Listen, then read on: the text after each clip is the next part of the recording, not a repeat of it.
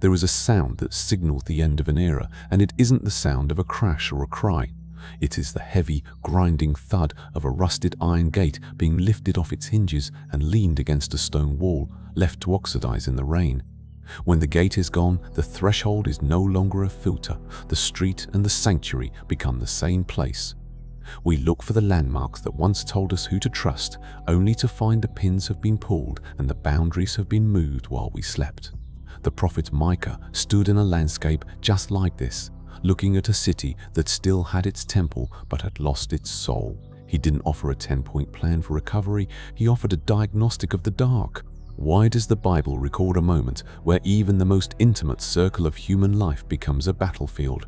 The wound didn't start with the empire, it started in the garden, but in Micah 7 it reaches the kitchen table. The prophet looks around and sees that the good man is perished out of the earth and there is none upright among men. This isn't just a lament about general sinfulness, it is a specific observation of a society where the connective tissue of human relationship has dissolved. He describes a world where every man hunts his brother with a net. It is the total commercialization of betrayal.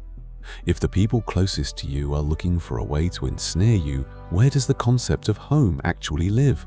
Micah points to a terrifying level of competence in this decay, that they may do evil with both hands earnestly. This isn't a momentary stumble or a lapse in character. It is professional. He observes the prince, the judge, and the great man, and he sees them wrap it up together.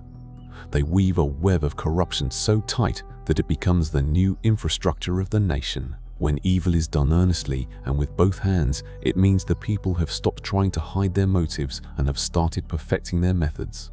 The best of them is a briar, and the most upright is sharper than a thorn hedge. If the most righteous people in your culture are the ones who cause the most pain when you get close to them, what happens to the common believer who is just trying to walk uprightly? The degradation moves from the palace to the pillow. Micah warns, "Trust ye not in a friend, put ye not confidence in a guide, keep the doors of thy mouth from her that lieth in thy bosom." This is the death of private intimacy. When the prophet tells you to guard your words even from your spouse, he is describing a collapse of the last refuge of human trust.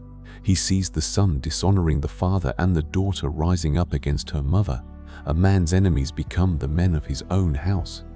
It is a world where the people who know your secrets are the ones most likely to use them against you. Why would God allow a society to reach a point where even the family unit becomes a source of peril? The prophet mentions a specific timing. "The day of thy watchman and thy visitation cometh, now shall be their perplexity."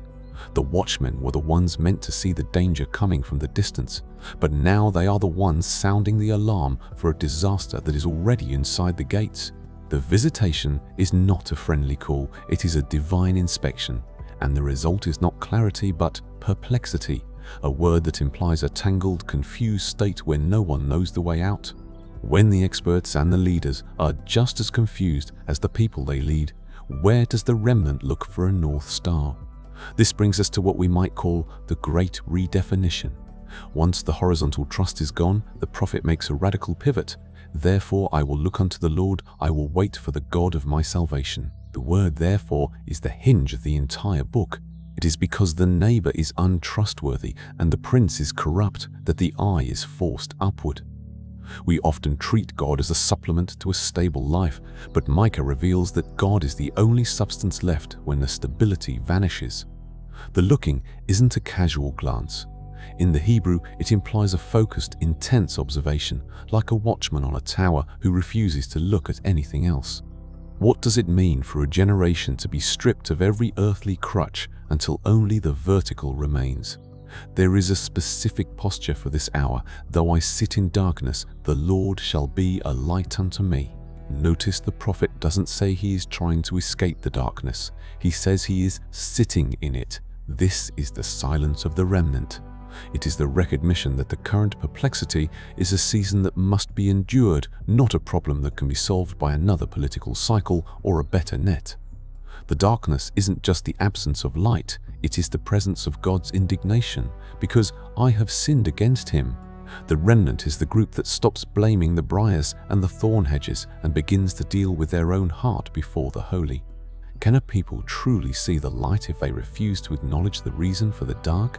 The tension deepens when we realize the light doesn't come as a rescue from the outside, but as a vindication of the cause. He will bring me forth to the light, and I shall behold his righteousness. The world looks at the sitting prophet and asks, "Where is the Lord thy God?" It is the ultimate taunt of a secular age. They see the darkness as proof of God's absence, while the prophet sees the darkness as the very place where God is pleading his case. The indignation and the mercy are not opposites, they are two sides of the same divine hand. One humbles the believer and the other restores him. How do we learn to trust the hand that disciplines as much as the hand that delivers? The turning point is the shamed enemy. Micah sees a day when the powers that mocked the remnant will see it, and shame shall cover her. The very systems that seemed so skilled in doing evil will one day lick the dust like a serpent. They will come trembling out of their holes like worms of the earth. This isn't just poetic justice, it is the inevitable end of any power built on nets and bribes. The day for building thy walls will come, but it won't look like the old walls. It will be a boundary defined by God's presence, not by human defense. When the nations see this, they will lay their hand upon their mouth. What happens to our fear when we realize the monsters of our age are already destined for the dust? Look again at that rusted iron gate. It sits in the tall grass, a heavy reminder of a security that no longer exists. You can run your hand over the jagged edges of the metal and feel the decay. It was meant to keep the world out, but now the world flows right over it. The hinges are gone, and the stone pillars are starting to crumble under the weight of the ivy. It is an image of every institution we thought was permanent. But notice something about the gate. It isn't broken, it is simply displaced. It is no longer serving its purpose because the ground it was meant to guard has been reclaimed. The gate doesn't have a voice, but it has a message for anyone walking past the ruins.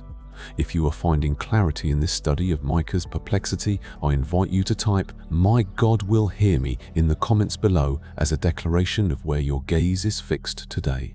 The gate being off its hinges is the only way to see what lies beyond the wall.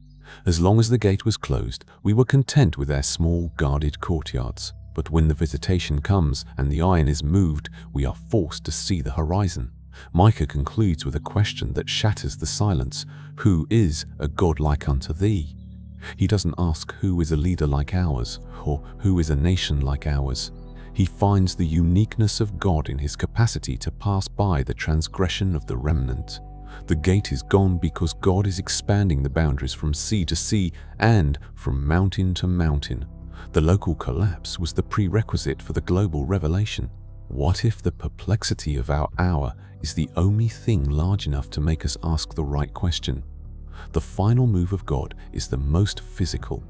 He doesn't just forgive, he will turn again, he will have compassion upon us, he will subdue our iniquities, and thou wilt cast all their sins into the depths of the sea. In the KJV, the word subdue carries the image of treading underfoot. God takes the very things that were skilled in doing evil, the nets, the bribes, the betrayals, and he steps on them. He takes the indignation we deserved and drowns it in the depths where no human diver can reach. The iron gate is still in the grass, but it no longer matters. The remnant isn't looking for a gate anymore. They are looking at a shepherd who feeds his flock in the midst of Carmel. The restoration is not a return to the old walls, but a return to the old paths of Abraham and Jacob. The fear of the Lord is not the fear of what the world is becoming. It is the awe of who he remains to be, even when the foundations of the house are shaking. Micah didn't leave the perplexity with a political solution. He left with something heavier and lighter than a solution. He left with a God who delights in mercy. That iron gate in the grass is not a sign of defeat. It is a sign that the old security was too small for the new work. You don't need a gate when the one who keeps you never slumbers or sleeps. If the God of Micah can tread your sins into the floor of the sea, he can surely walk you through the ruins of a collapsing world. If this word reached you today, it was not by accident. Thank you for every minute of your time, and may the God who casts sins into the depths of the sea guard every step you take this week. See you in the next video.